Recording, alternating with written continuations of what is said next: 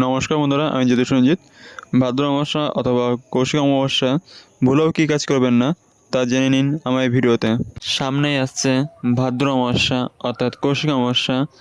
আর এই অমাবস্যায় কোনো সাধারণ অমাবস্যা নয়। তন্ত্র মতে এই রাতে দেবী তারার আরাধনা করা হয়। শুধু তাই নয়, পৌরাণিক কাহিনী অনুসারে এই সময় স্বর্গ ও নরক দুইয়ের দরজা মুহূর্তের মধ্যে খুলে যায়।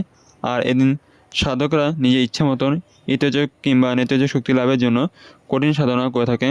তবে এই কৌশিকী অমাবস্যায় ভুলেই এই বিশেষ গাছের পাতা ছিঁড়বেন না। ছিঁড়লে সঙ্গে সঙ্গে আপনাকে ঘিরে দেবে অশুভ শক্তি। শাস্ত্র মতে এই বিশেষ কাজগুলি করা গুরুতরভাবে নিষিদ্ধ। এই কাজগুলি করলে আপনার সাজানো গোছানো সংসার জ্বলে ছারখার হয়ে যাবে। দেখুন কী কী করবেন না। 1. কুশ ঘাসের পাতা ছিঁড়বেন না। এই অমাবস্যা তিথিতে কুশ ঘাসের পাতা ছেঁড়া গুরুতর পাপ। কুশ ঘাস অত্যন্ত পবিত্র। পৌরাণিক কাহিনী অনুসারে গরুদেব যখন স্বর্গ থেকে অমৃত পাত্রটি বয়ে নিয়ে আসলেন, সে সময় ওই অমৃত পাত্রটি তিনি কিছুক্ষণের জন্য কুশ ঘাসের ওপর রেখেছিলেন। আর সেই থেকেই কুশ ঘাস হিন্দুদের কাছে পবিত্রতার প্রতীক হয়ে ওঠে। তাই শাস্ত্রমতে কৌশিক অমাবস্যার দিন এই ঘাসের পাতা আঘাত করলে কিংবা ছিঁড়লে সংসার অমঙ্গল সৃষ্টি হয়। এমনকি আপনার ওপর দেবী কৌশিকী রেগে গিয়ে অভিশাপ বর্ষণ করতে পারে, তাই সাবধান। 2. তুলসী গাছের পাতা ভুলেও ছিঁড়বেন না কিংবা তুলবেন না। ভাদ্র অমাবস্যার দিন ভুলেও গাছ থেকে তুলসী পাতা তোলার চেষ্টা করবেন না। বিশেষ করে রাত্রিবেলা এই গাছ থেকে নিজেকে দূরে রাখুন। হিন্দুদের কাছে এটি অত্যন্ত পবিত্র এবং গুরুত্বপূর্ণ একটি গাছ। তাই এমন পবিত্র দিনে এই গাছ নিয়ে কোনো রকমের ভুল মা কালী সহ্য করবেন না। বিশেষ করে স্ত্রীরা এই বিষয়ে সতর্ক থাকুন, নইলে আপনার স্বামী সন্তানের উপর কুপ্রভাব পড়তে পারে, এমনকি ঘরে ভিখিরি দশা হওয়ার যোগ তৈরি হয়। 3.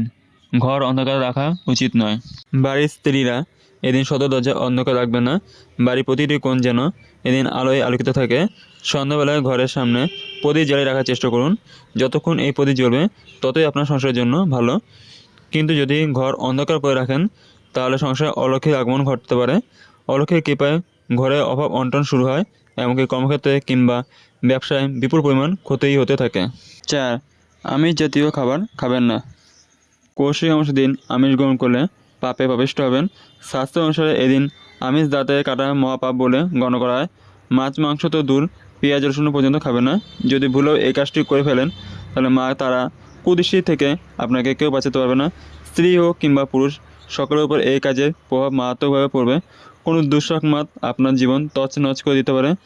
স্বামী স্ত্রীর মধ্যে বিচ্ছেদ সৃষ্টি হওয়ার সম্ভাবনা তৈরি হয়, তাই সাবধান থাকবেন। 5. ভ্রমণ করা অথবা ঘুরতে যাওয়া উচিত নয়। বৈদিক শাস্ত্র অনুসারে অমাবস্যার দিন বাইরে না বেরোনোই মঙ্গল। কর্মসূত্রে অফিস যাওয়া অবধি ঠিক আছে, কিন্তু কোথাও ভ্রমণ করতে যাওয়া উচিত নয়। কারণ এই অমাবস্যার দিন নানা রকম নেতিবাচক শক্তি ব্রহ্মাণ্ডে কাজ করে। আর এই শক্তি আপনাকে যখন তখন কোপ মারতে পারে। আর এই কোপের কারণেই নানা রকমের সমস্যা ঘিরে ধরবে আপনাকে। ভাদ্র অমাবস্যা অথবা কৌশিক অমাবস্যার রাতে কী করবেন। 1.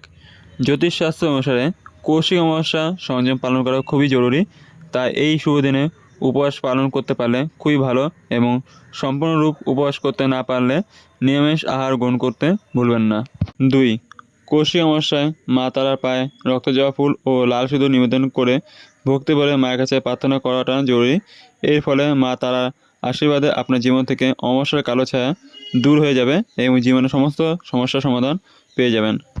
3.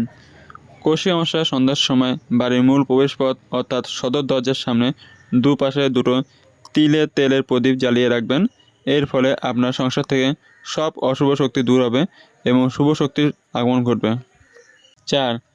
কৌশিক অমাবস্যায় সন্ধ্যার সময় বাড়ির কাছাকাছি কোনো কুয়া 1 চামচ দুধ ঢালতে পারেন। কুয়া না থাকলে কোনো গর্ততে দুধ ঢালতে পারেন। এর ফলে মা তারার আশীর্বাদে জীবনের সমস্ত বাধা বিপদ দূর হয়ে যাবে, যা শাস্ত্র অনুসারে জানা যায়। 5. এই অমাবস্যা তিথিতে আপনার বাড়িঘর খুবই ভালোভাবে পরিষ্কার পরিচ্ছন্ন করে রাখতে হবে। কোথাও কোনো নোংরা আবর্জনা থাকা চলবে না। তবে সেদিকেও খেয়াল রাখতে হবে, বিশেষভাবে বাড়ির সামনে উঠান থাকলে সেটিও ভালো করে পরিষ্কার পরিচ্ছন্ন করে রাখুন, কেননা সবাই পরিষ্কার পরিচ্ছন্নতায় পছন্দ করে। নোংরা আবর্জনাতে কোনো শুভ শক্তি থাকতে পারে না। 6. এই অমাবস্যার দিনে কোনো রকম এঁটো বাসন থালা ফেলে রাখবেন না।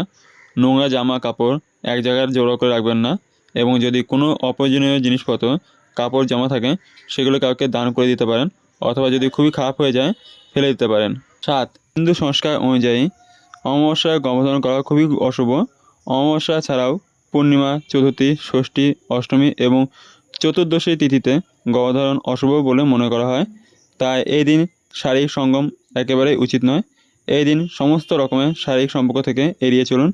যারা গর্ভবতী মহিলা আছেন তারা যেন এই দিন বাড়ি থেকে কোথাও বের না হয়।